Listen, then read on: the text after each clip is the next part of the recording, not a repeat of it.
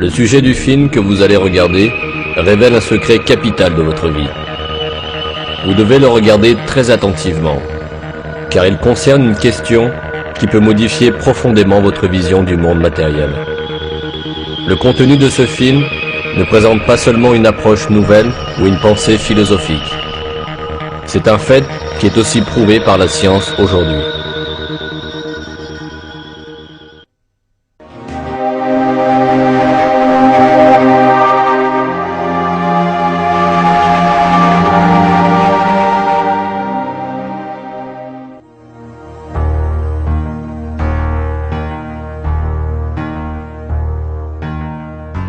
L'homme est conditionné dès le début de sa vie à considérer que le monde où il vit possède une réalité matérielle absolue.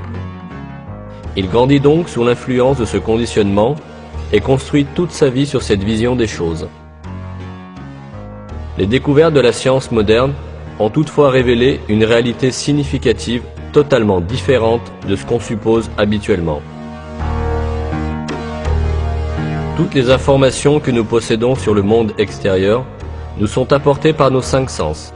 Le monde que nous connaissons consiste en ce que nos yeux voient, ce que nos oreilles entendent, ce que notre nez sent, ce que notre langue goûte, ce que nos mains touchent.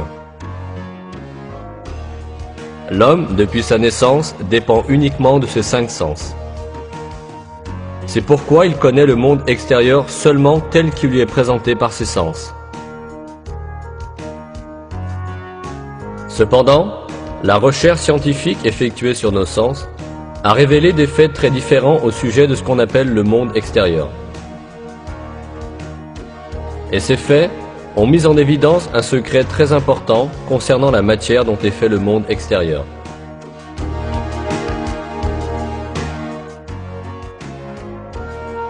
Le penseur contemporain Frédéric Wester explique le point où la science est parvenue à ce sujet.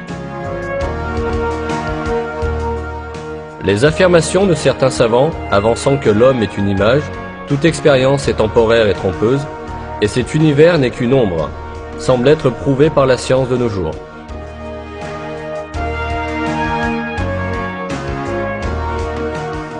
Afin de mieux saisir ce secret derrière la matière, rappelons ce que nous savons de notre sens de la vue, qui nous apporte la majeure partie de nos informations sur le monde extérieur.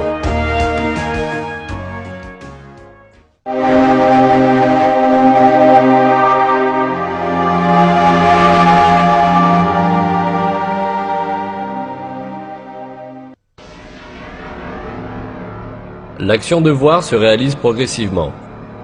Au moment de la vision, les particules de lumière, appelées photons, voyagent de l'objet jusqu'à l'œil et traversent le cristallin où ils sont réfractés pour se projeter sur la rétine à l'arrière de l'œil.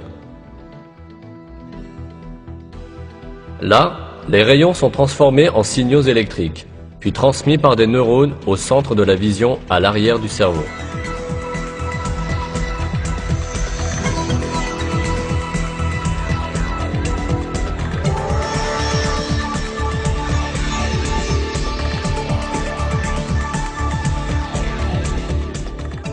L'action de voir se déroule en réalité dans ce centre du cerveau.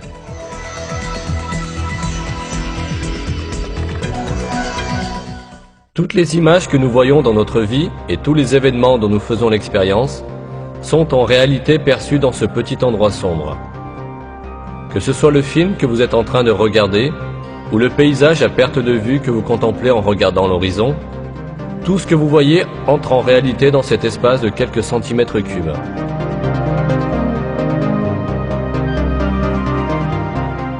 Réfléchissons attentivement à ces informations. Lorsque nous disons « nous voyons », ce que nous voyons, c'est en réalité l'effet que les rayons atteignant nos yeux produisent dans notre cerveau, lorsqu'ils sont convertis en signaux électriques. Quand nous disons « nous voyons », nous observons en réalité les signaux électriques dans notre cerveau. Il faut d'ailleurs ici rappeler un autre fait. Le cerveau est fermé à la lumière et son intérieur est totalement sombre. Par conséquent, jamais le cerveau ne peut être en contact avec la lumière elle-même. Nous pouvons prendre un exemple pour expliquer cette situation intéressante.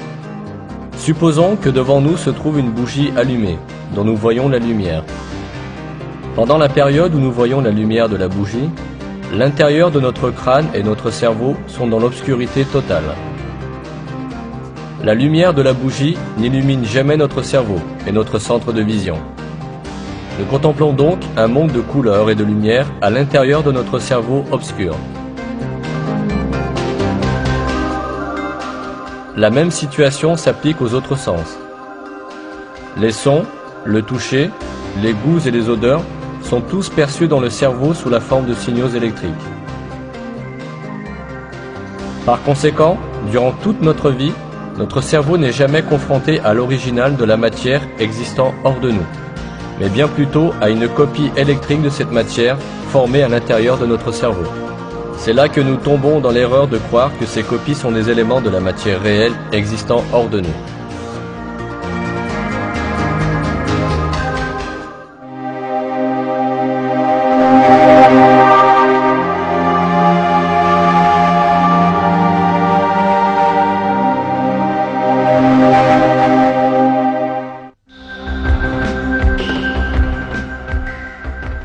Ces faits physiques nous amènent à une conclusion indiscutable.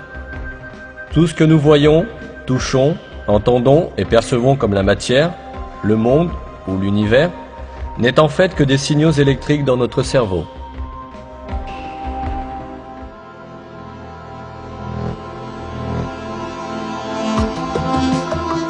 Par exemple, nous voyons un oiseau dans le monde extérieur. En réalité, cet oiseau n'est pas dans le monde extérieur, mais dans notre cerveau.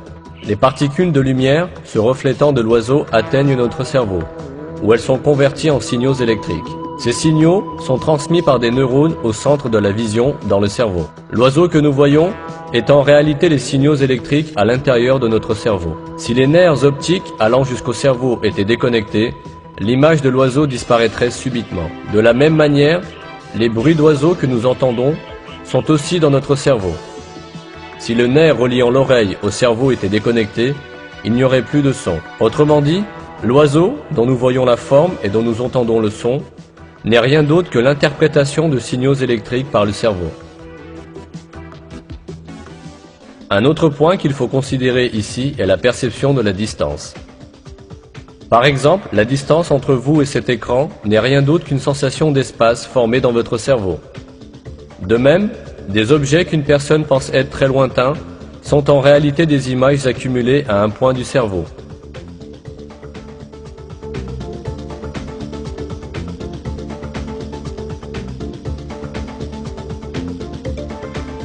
Quelqu'un qui observe les étoiles dans le ciel supposera qu'elles se trouvent à des millions d'années-lumière de lui. Or, les étoiles sont à l'intérieur de lui-même, dans le centre de la vision de son cerveau.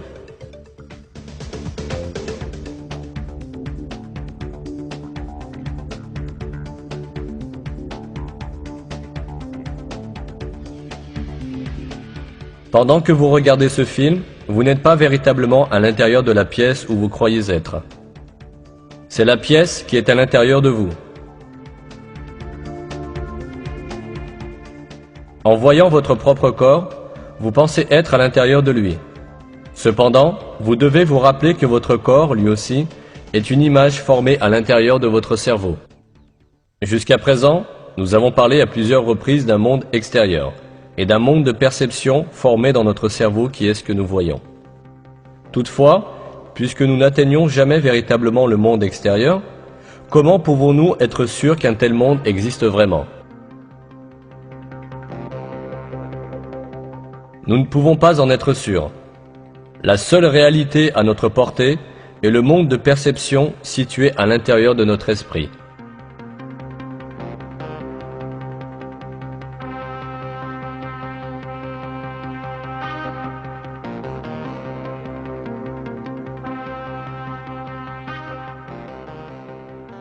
Nous croyons à l'existence des objets parce que nous les voyons et les touchons, et qu'ils sont reflétés pour nous par nos perceptions. Cependant, nos perceptions ne sont que des idées dans notre esprit. Puisque tout cela n'existe que dans l'esprit, cela signifie que nous sommes trompés par des illusions lorsque nous imaginons que l'univers et les choses ont une existence hors de notre esprit. Imaginer que la matière existe en dehors de notre esprit est bien une illusion. Les perceptions que nous observons pourraient provenir d'une source artificielle. On peut comprendre cela grâce à un exemple. Supposons d'abord que nous puissions retirer notre cerveau de notre corps et le conserver en vie dans un bocal de verre. Prenons un ordinateur où toutes sortes d'informations peuvent être stockées. Enfin, transmettons à cet ordinateur les signaux électriques de toutes les données relatives à une situation, comme l'image, le son et l'odeur.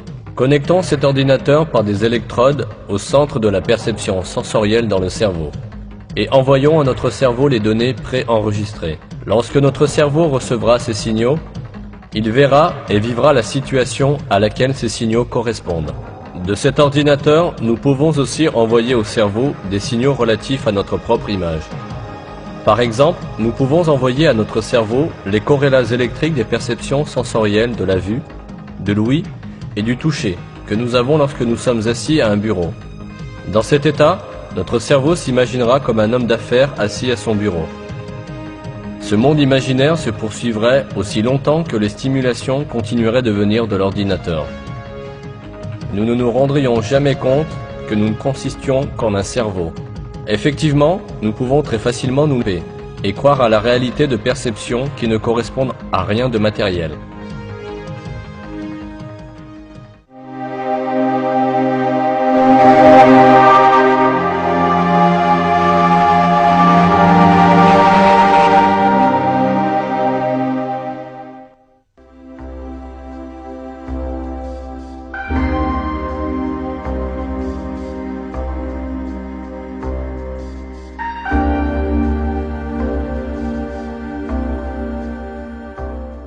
La réalité est tout ce qui peut être touché par la main et vu par l'œil.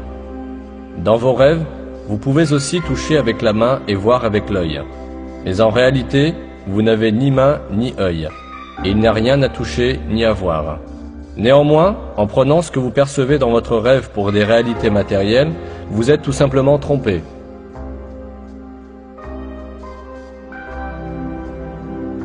Par exemple, un individu profondément endormi dans son lit peut se voir dans un monde totalement différent dans son rêve.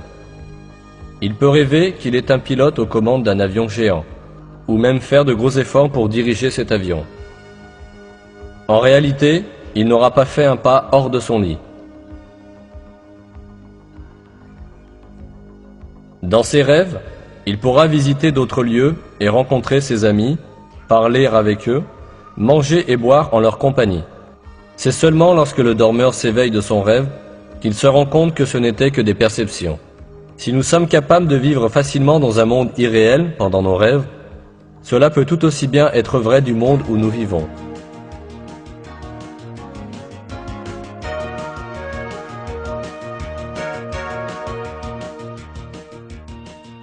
Lorsque nous nous réveillons d'un rêve, il n'y a pas de raison logique pour ne pas penser que nous entrons dans un rêve plus long que nous appelons la vie réelle. La raison pour laquelle nous considérons le rêve comme imaginaire et le monde comme réel n'est rien de plus que le produit de nos habitudes et de nos préjugés. Cela suggère que nous pourrons bien nous réveiller de la vie sur Terre que nous pensons être en train de vivre, tout comme nous nous réveillons d'un rêve.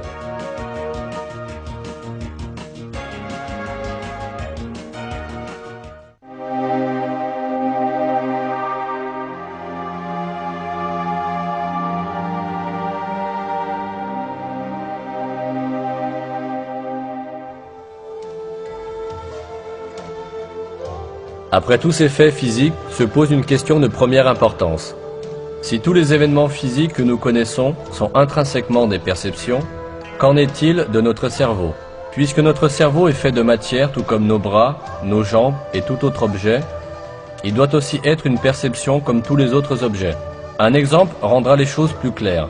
Imaginons que nous allongions les nerfs qui vont jusqu'à notre cerveau, et que nous sortions notre cerveau de notre tête pour le mettre là où nous pouvons le voir avec nos yeux. Dans ce cas, nous serions capables de voir aussi notre cerveau et de le toucher avec nos doigts. Ceci nous permet de comprendre que notre cerveau, lui non plus, n'est rien d'autre qu'une perception formée par les sens de la vision et du toucher. Alors, quelle est la volonté qui voit, entend et perçoit tous les autres sens, si ce n'est pas le cerveau?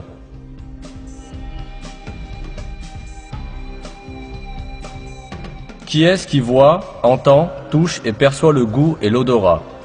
Qui est cet être qui pense, raisonne, a des sentiments et en plus dit « je suis moi ». L'un des grands penseurs de notre époque, Karl Pribram, pose aussi la même question. Depuis les Grecs, les philosophes pensent aux fantômes dans la machine, au petit homme dans le petit homme, etc. Où est moi, la personne qui utilise son cerveau?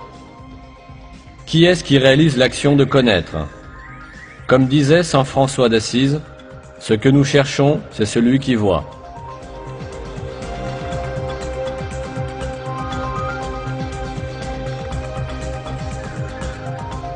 En fait, cet être métaphysique qui utilise le cerveau, qui voit et qui sent, c'est l'âme. Ce que nous appelons le monde matériel est l'ensemble de perceptions vues et senties par cette âme. Tout comme le corps que nous possédons et le monde matériel que nous voyons dans nos rêves n'ont pas de réalité physique, l'univers que nous occupons et les corps que nous possédons maintenant n'ont pas non plus de réalité physique. Le véritable être absolu, c'est l'âme. La matière consiste simplement en des perceptions ressenties par l'âme. Oui, même si nous partons avec l'hypothèse que la matière est réelle, les lois de la physique, de la chimie et de la biologie nous conduisent toutes au fait que la matière est faite d'une illusion et à l'inévitable réalité d'une matière métaphysique. C'est cela le secret de la matière.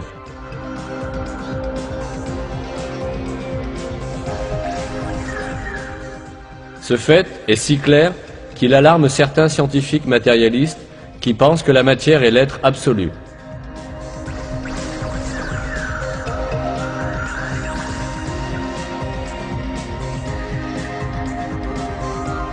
L'écrivain scientifique Lincoln Barnett dit dans son livre « L'univers et Einstein » tout comme les philosophes qui réduisent toute réalité objective à un monde illusoire de perception, les scientifiques ont pris conscience des limites inquiétantes des sens de l'être humain. Tous ces faits nous mettent face à face avec une question capitale. Si ce que nous reconnaissons comme le monde matériel est seulement composé de perceptions données à notre âme, alors quelle est la source de ces perceptions? En répondant à cette question, nous devons prendre en compte le fait que la matière n'a pas une existence autonome, mais est une perception. Par conséquent, cette perception a dû être causée par une autre force, ce qui veut dire qu'elle a dû être créée. De plus, cette création doit être continuelle. S'il n'y avait pas une création continue et cohérente, alors ce que nous appelons la matière disparaîtrait et serait perdu. On peut comparer cela à un téléviseur où une image apparaît aussi longtemps que le signal continue à être émis. Si l'émission du signal s'arrête, l'image sur l'écran disparaîtra aussi.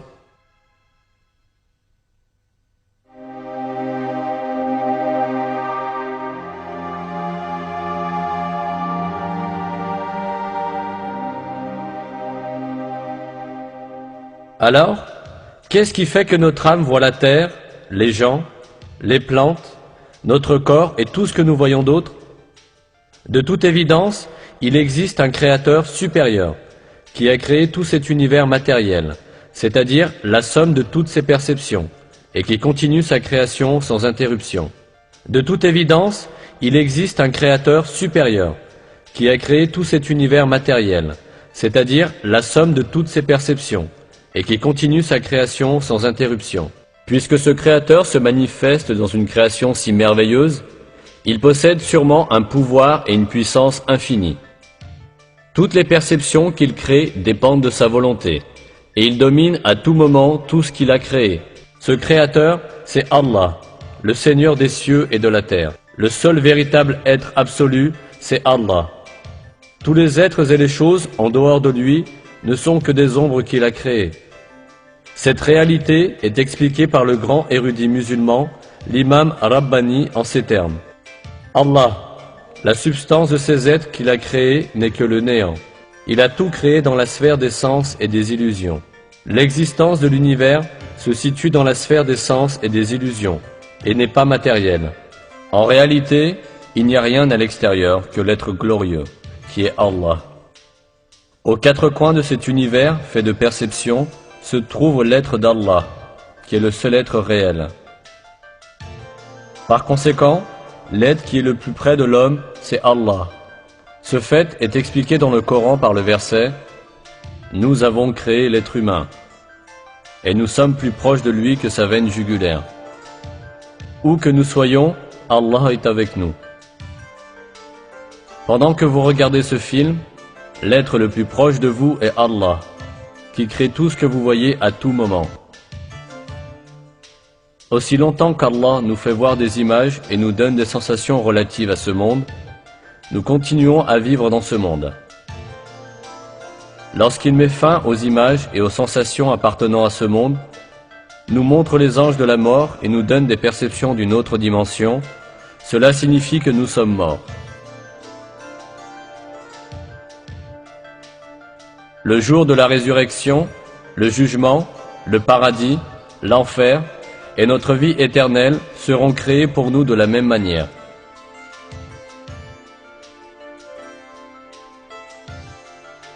Créer tout cela est très facile pour Allah, qui nous montre, dans ce monde même, l'épreuve de son pouvoir éternel et de sa science infinie.